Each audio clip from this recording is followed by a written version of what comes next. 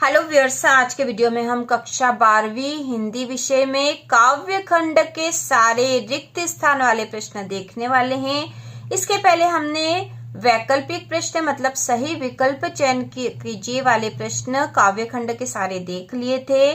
उसमें से कितने सही आपके हुए हैं या आप जरूर कमेंट करके बताइए कि आपको उनमें से कितने सही विकल्प वाले प्रश्न आते थे। अब हम यहाँ रिक्त स्थान वाले प्रश्न कर रहे हैं और ये लगभग 30 प्रश्न के लगभग है और इनमें से आपके कितने सही होंगे यह भी आप कमेंट करके जरूर बताना कि रिक्त स्थान आपके कितने सही हुए हैं। इनमें से कौन कौन सा प्रश्न आपको नहीं आता था, यदि आपको सारे ही आते हैं तो बहुत ही अच्छी बात है। हम आगे भी इसी तरह से 12वीं हिंदी की संपूर्ण तैयारी करेंगे। सारे महत्वपूर्ण प्रश्न, प्रार्थना पत्र और निबंध, अनुच्छेद, सारे ही प्रश्नों की तैयारी हम करेंगे। तो यदि आपको 12वीं हिंदी की संपूर्ण तैयारी करनी है तो आप चैनल को सब्सक्राइब कर लीजिए, जिससे कि विषय की तैयारी के साथ महत्वपूर्ण प्रश्न भी आपको मिलते रहें। तो प्रश्न शुरू करते हैं। पहला है, मैं मौजों का मस्त बहा करता हूँ। मैं मौजों का मस्त बहा करता हूँ, भव या भय? तो यहाँ आएगा भव। ठीक है, भव आएगा यहाँ पर। रिक्त स्थान में हम यहाँ लिखेंगे मैं भव मौजों पर मस्त बहा करता हूँ। इसके बाद दूसरा है, मैं मादकता लिए फिरता हूँ, निःशेष या विशेष? तो यहाँ आएगा निःशेष। ठीक है, रिक्त स्थान में यहाँ पर रिक्त स्थान के बाद हमें जो विकल्प दे रखे हैं दो, इनमें से आएगा निःशेष। तीसरा है, मैं बना बना कितने जग रोज मिटाता हूँ, मैं अलंकार है। तो इस वाक्य में कौन सा अलंकार है? मैं बना बना कितने जग रोज मिटाता हूँ। यहाँ दे रखा है यमक या पुनरुक्ति प्रकाश अलंकार। तो इसका उत्तर है पुनरुक्ति प्रकाश अलंकार। ठीक है, यहाँ पे पुनरुक्ति प्रकाश कहाँ पे? बना बना में। बना बना दो बार आया है, समान अर्थ वाले शब्द हैं, तो यहाँ पे पुनरुक्ति प्रकाश अलंकार है। इसके बाद चौथा है, कवि बच्चन का ध्यान नहीं करते, जग या पग? तो यहाँ आएगा जग। कवि बच्चन जग का ध्यान नहीं करते। इसके बाद पांचवा है, संसार कवि के को गाना कहता है, हंसने या रोने को? ठीक है, संसार कवि के को गाना कहता, हंसने को या रोने को? तो यहाँ आएगा रोने को। संसार कवि के रोने को गाना कहता है। दुनिया की सबसे रंगीन और हल्की चीज है, स्वप्न या पतंग?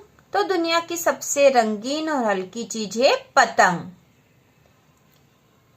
पतंग की पतली कमानी की बनी होती है, लोहे की या बांस की? तो पतंग की पतली कमानी बांस की बनी होती है, तो यह उत्तर आएगा यहाँ पर। बच्चे को नरम बनाते हुए दौड़ते हैं, छतों को या सड़क को? तो यहाँ उत्तर आएगा छतों को। बच्चे छतों को नरम बनाते हुए दौड़ते हैं।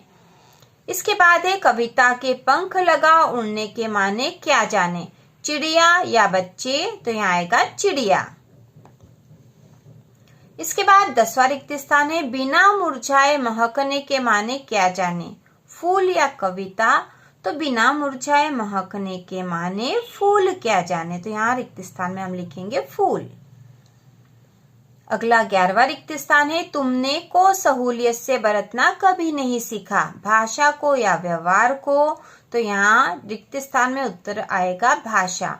तुमने भाषा को सहूलियत से बरतना कभी नहीं सीखा।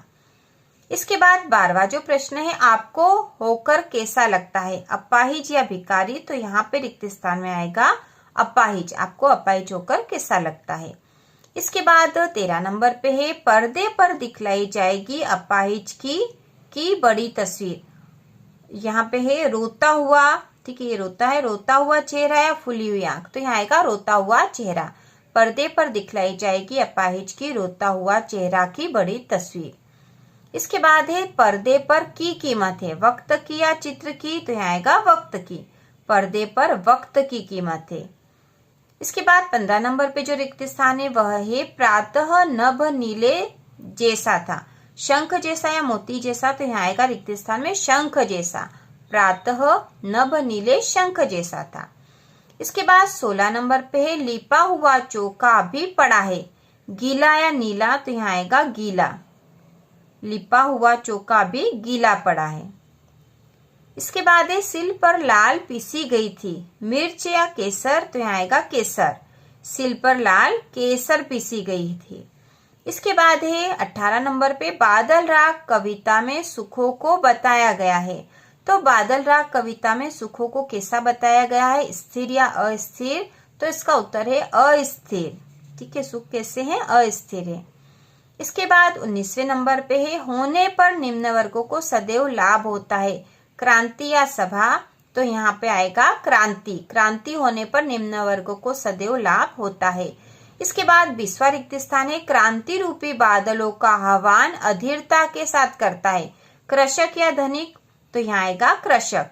क्रांति रूपी बादलों का आह्वान कृषक अधीरता के साथ करता है। इसके बाद 21वां है वेदों और पुराणों में कहा गया है कि संकट के समय सभी पर कृपा करते हैं, प्रभु राम या मजदूर? तो यहाँ आएगा प्रभु राम।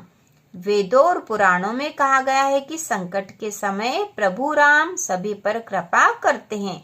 तो इसके बाद हम 22वां रिक्त स्थान देखेंगे। आप साथ में यह भी देखते रहो कि आपको कौन कौन से रिक्त स्थान आ रहे हैं। यदि कोई सा आपको नहीं आता है तो आप उसको नोट कर लीजिए ताकि आगे आपको ध्यान रहे। इसके बाद 22वां है तुलसीदास ने मैं सोने की बात कही है, मंदिर या मस्जिद? तो यहाँ आएगा मंदिर। ठीक है, तुलसीदास ने मंदिर में सोने की बात कही है। इसके बाद है लक्ष्मण द्वारा छोड़ी गई शक्ति से मूर्छित हो गए थे, मेघनाद या रावण? तो लक्ष्मण मेघनाद द्वारा छोड़ी गई शक्ति से मूर्छित हो गए थे, तो यहाँ आएगा मेघनाद। इसके बाद अगला है माँ बच्चे को हवा में देती है, लोका या लिटा? तो यहाँ आएगा लोका। इसके बाद अगला है बच्चा को पाने की जिद कर रहा है, चांद या पतंग? तो यहाँ पे रिक्त स्थान में आएगा चांद। बच्चा चांद को पाने की जिद कर रहा है। इसके बाद है कवि उमाशंकर जोशी ने कवि कर्म को के समान बताया है, पूजा कर्म या कृषि कर्म? तो यहाँ आएगा कृषि कर्म। इसके बाद अगला 27वां रिक्त स्थान है खेत की तुलना से की गई है।